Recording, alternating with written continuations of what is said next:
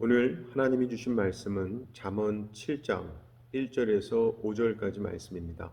제가 봉독하겠습니다. 내 아들아, 내 말을 지키며 내 계명을 간직하라. 내 계명을 지켜 살며 내 법을 내 눈동자처럼 지키라. 이것을 내 손가락에 매며 이것을 내 마음판에 새기라. 지혜에게 너는 내 누이라 하며 명철에게 너는 내 친족이라 하라. 그리하면 이것이 너를 지켜서 음녀에게 말로 호리는 이방 여인에게 빠지지 않게 하리라. 아멘.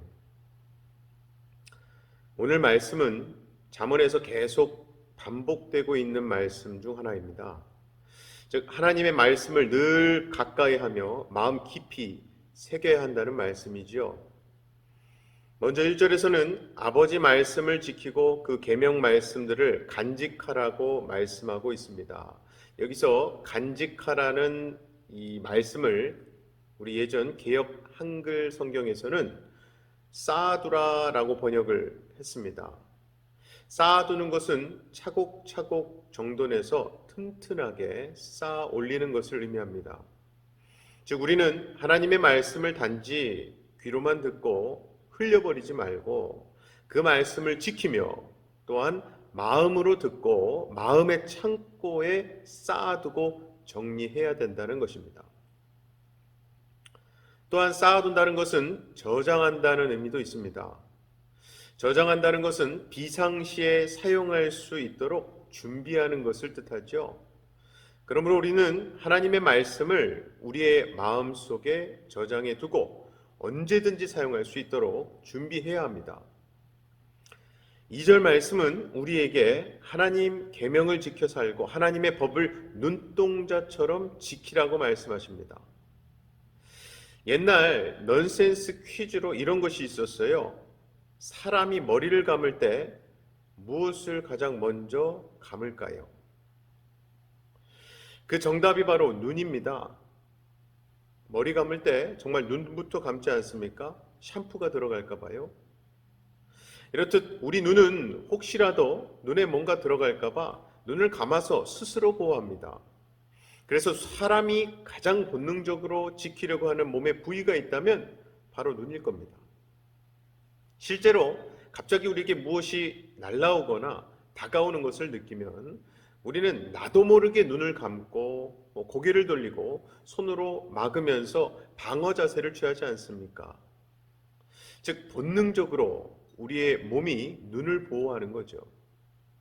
성경은 바로 이러한 눈동자처럼 우리가 주의 말씀을 지키고 그것으로 살아가라고 말씀하시는 겁니다.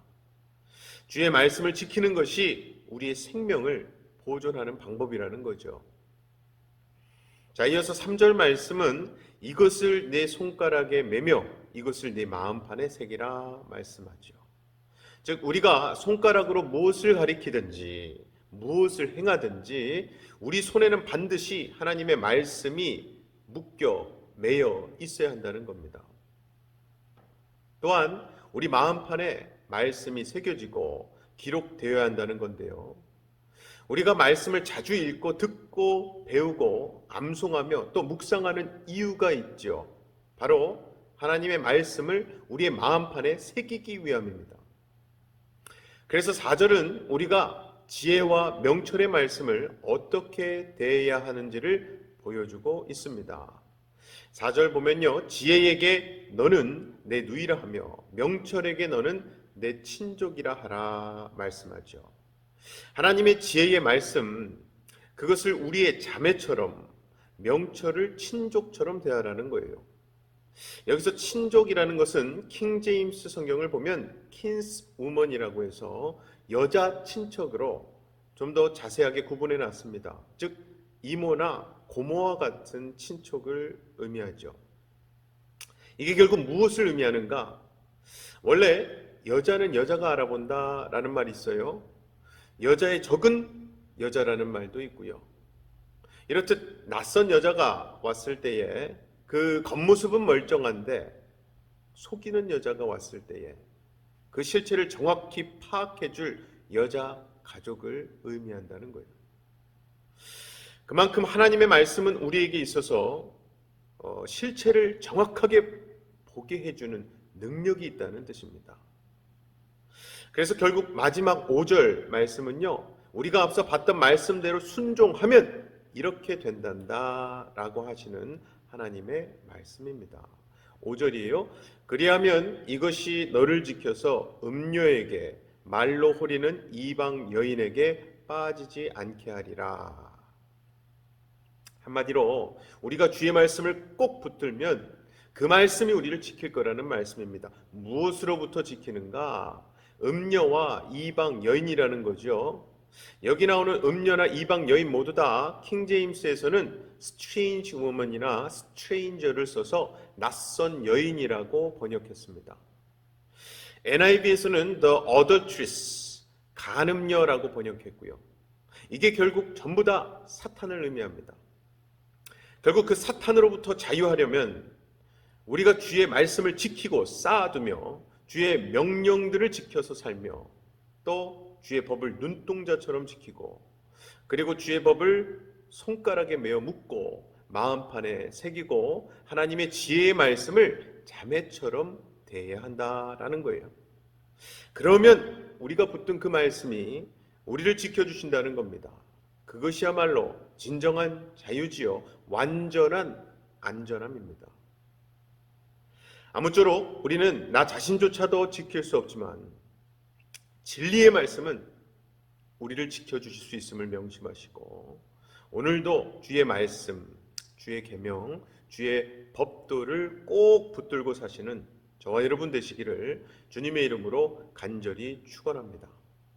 이 시간 우리 다 같이 두 가지 기도 제목 놓고 기도하실 때에 하나님, 오늘도 진리의 말씀을 붙들고 살길 원합니다.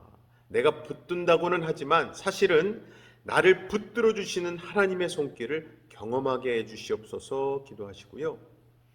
또 하나는 이번 9월부터 새 학기를 시작하는 우리 학생들, 아이들 교육부 위해서 기도 부탁드립니다. 제가 기도하겠습니다. 사랑의 아버지 하나님 감사합니다. 하나님의 율례와 법도 생명의 말씀을 우리에게 주시니 감사합니다. 오늘 이 아침 하나님의 말씀이 우리의 빛이 되어서 한 걸음 한 걸음 비춰줄 줄로 믿습니다. 하나님의 말씀이 우리를 보호하셔서 어떠한 상황과 말과 행동에 있어서도 하나님을 기쁘게 할 수 있는 선택을 할 수 있도록 도와주실 줄로 믿습니다.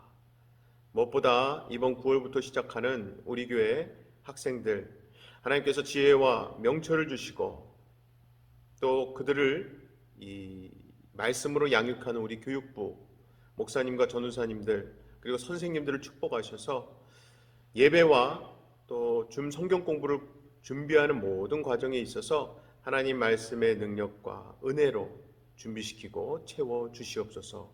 믿고 감사드리며 예수님 이름으로 기도합나이다. 아멘.